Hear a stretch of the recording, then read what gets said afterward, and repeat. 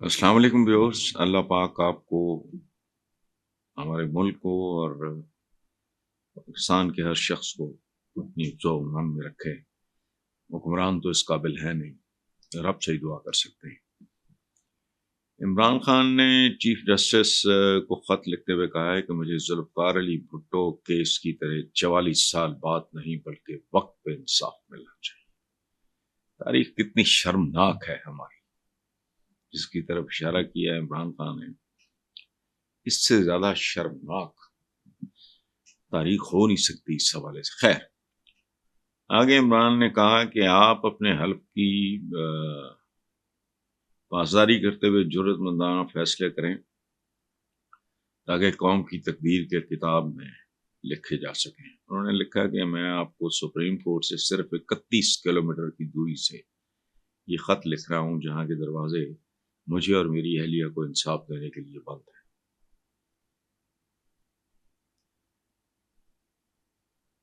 ایک بات طے ہے، پہلے میں آپ کو مثال دیتا ہوں ونسٹن چرچل کی، جو انگلینڈ کا سب سے بڑے کرائسس کے دوران جو وزیر اعظم تھا، ورلڈ وار کی بات کر رہا ہوں۔ چرچل پاکستان میں بھی رہا ہے، by the way, Churchill post ہے ایک فرنٹیئر میں۔ تو جب لندن وغیرہ پہ چھاؤں ہو جاتی تھی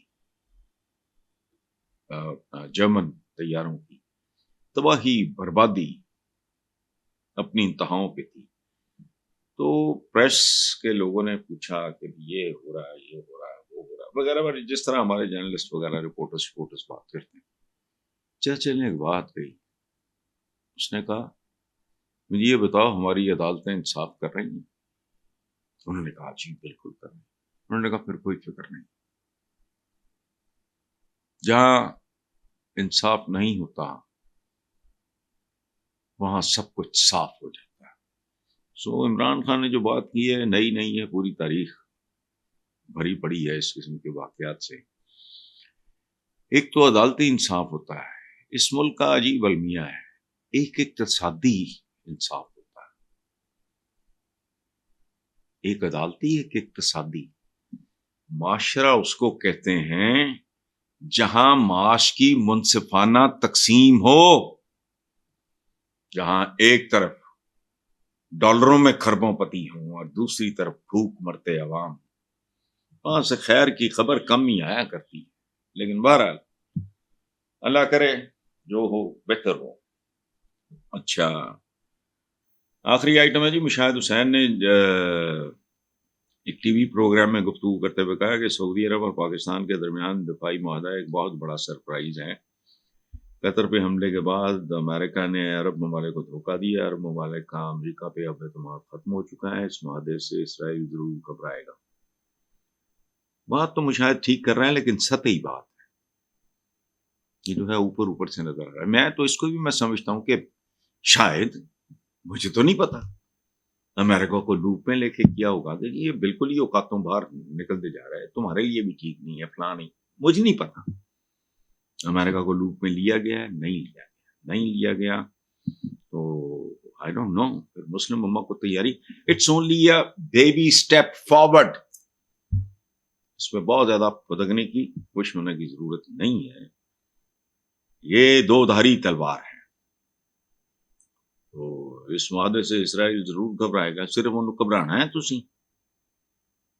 شاید حسین اچھا سینسیبل پڑھا لکھا آدمی ہے، لیکن اس معاہدے سے اسرائیل ضرور گھبرائے گا، تو اس کے صرف گھبرانے سے کیا ہوتا ہے؟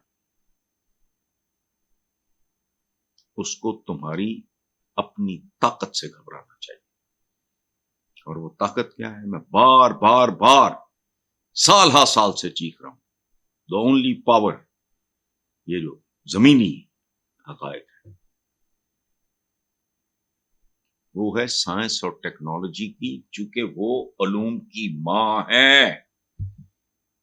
یہ کائنات دیکھو، بات سنو، جھوٹ کتنا مکروہ ہے، پکڑا نہیں جاتا تھا، اب وہ جو پتہ نہیں کیا ٹیسٹ ویسٹ پتہ نہیں کیا کہتے ہیں اس کو، آئے ہوئے ہیں، ماں کے پیٹ میں کیا ہے نہیں پتہ چلتا تھا، اب پتہ لگ جاتا ہے نا۔ لیور ٹرانسپلانٹ ہو رہا ہے, ہارٹ فلانا ہو رہا ہے, ٹمکانا. اور خدا کا خوف کرو, ہم دنیا کے کمی نہ رہ جائیں. یہ تو کل ایک پلانٹ انہوں نے ڈھونڈا ہے, پلانٹ کالڈ, اس کا نام رکھا ہے انہوں نے سپر ارتھ. یہ چاند پہ ادھر ادھر جو تیاریاں ہو رہی ہیں وہ جا کے بیٹھ جائیں تھلے. جس طرح تھندے وڈیرے اور جاگیردار کبھی کبھی اپنی زمینوں کا دورہ کرنے آتے ہیں, کمیوں کے حالات دیکھتے ہیں, خوش ہوتے ہیں کہ زمینیں ہمارا روکڑا بن رہا ہے, اور یہ جانور بھی پل رہے ہیں یہاں, 2 ٹانگوں والے جانور. پھر تو بعض اوقات پتا نہیں 100 سال بعد ہم تو نہیں ہوں گے, کوئی بچہ کہیں بیٹھ کے سن لے گا کہ اچھا کوئی تو تھا جو اتنا دور بھی دیکھنے کی کوشش کر رہا تھا. باہر چلے جائیں گے, کیا ہوگا پھر نیچے؟ بالکل ایسے ایک بہت بڑے جاگیردار کی لاکھوں کروڑوں ایکڑ اراضی ہو, یعنی پورا رائٹس, اس پہ جو میرے جیسے چپڑ کراتی ہے کر رہے ہیں, چاہتے ہی کہیں اپنا بیٹھا ہو, اور کبھی کبھی وہ چکر لگانے آ جایا کرے. چکر کی بھی ضرورت نہیں اب تو. چپڑ کناتیوں نے اب بات سنو, کیا کہا ہے نتن یاہو نے اس معاہدے سے. مجھے اس کا وہ جملہ کم نہیں لگ رہا کہ دنیا میں جس آدمی کے ہاتھ میں سیل فون ہے اس کے ہاتھ میں اسرائیل ہے. ہم کیسے چپڑ کناتی سے لوگ, یہ جو برگر برگے, حالانکہ ان کے مالکان کو لوکل شوکل ہوتے ہیں, ان کا بائیکاٹ کر دو, اس کی فلاں بوتل کا بائیکاٹ کر دو, اور بائیکاٹ کرو ذرا سیل فون کا کرو, بجلی کا بائیکاٹ کرو. جتنی ایجادات یہودیوں کی طرف سے آئی ہیں, سیل فون کی بات کی ہے, اس نے تھپڑ مارا ہے, ہاتھ سے سیل فون ہے, مذمت بھی کر رہی ہیں انہوں نے. سبحان اللہ یار, کو خدا کا خوف کرو, دنیا کو سمجھو. اور یہ ہے نا کہ مومن کی ایک تعریف یہ ہے کہ وہ جس عہد میں زندہ ہوتا ہے اس کے تقاضوں کو سمجھتا ہے. ابھی سمجھ مجھے پتا ہے نہیں آئے گی, لیکن وہ ہمارے صوفی شاعر نے بڑا کام آسان کر دیا ہے. مالی دا کم پانی لانا پر مشکاں لاوے, میں تو 32 سال سے لگا رہا ہوں. مالک دا کم پھل پھل لانا لاوے یا نہ لاوے. تسی برگراں دے بائیکاٹ کرو, گل سنو, سیل فون دا کرو, سارا کاروبار بند ہو جائے. تم ان کی چیزوں کا بائیکاٹ کرو, تمہاری بینکنگ بند ہو جائے.